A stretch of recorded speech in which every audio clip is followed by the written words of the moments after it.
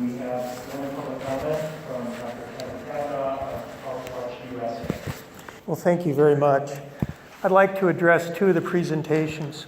The first is the Products and Practices Work Group. I think it would be very interesting to use this tool to evaluate the use of daily bathing with chlorhexidine wipes for the prevention of MRSA, since I believe that there are significant research integrity problems with some of the underlying research. And I should also add that a Reuters investigation reported that the FDA has a warning out regarding chlorhexidine wipes as a general skin cleanser, so that I would be very cautious on using this with neonates where there's a potential of skin absorption. And again, you need to really remember that much of the research surrounding chlorhexidine has a history of being riddled with conflicts and integrity problems.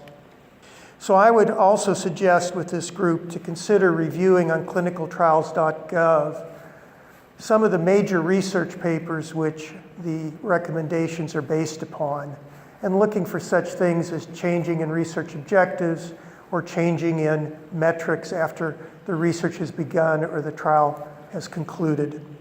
And also I would recommend reviewing the FDA's MAUDE database to see if there are any newly reported device events which are related to the product that you're currently making recommendations on. I think that those would be two useful additions.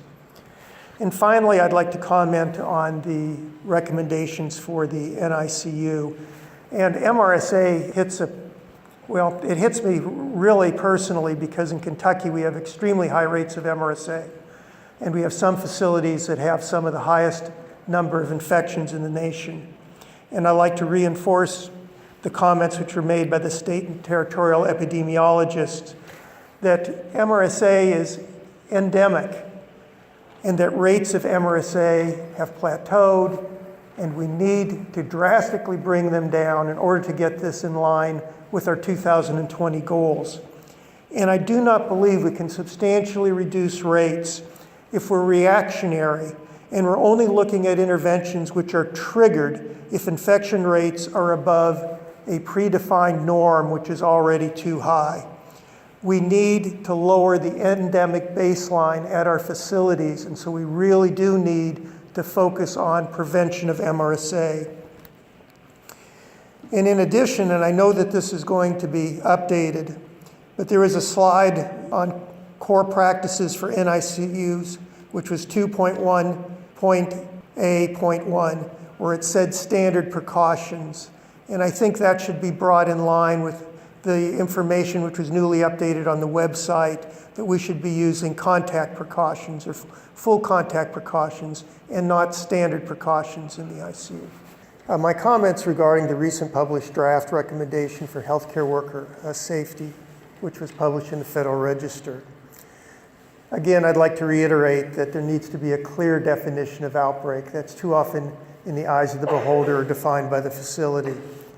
And I also think we need to realize that multi-drug resistant organisms can become endemic in a facility setting, but some of these, such as MRSA, are also endemic in healthcare workers, and this needs to be addressed.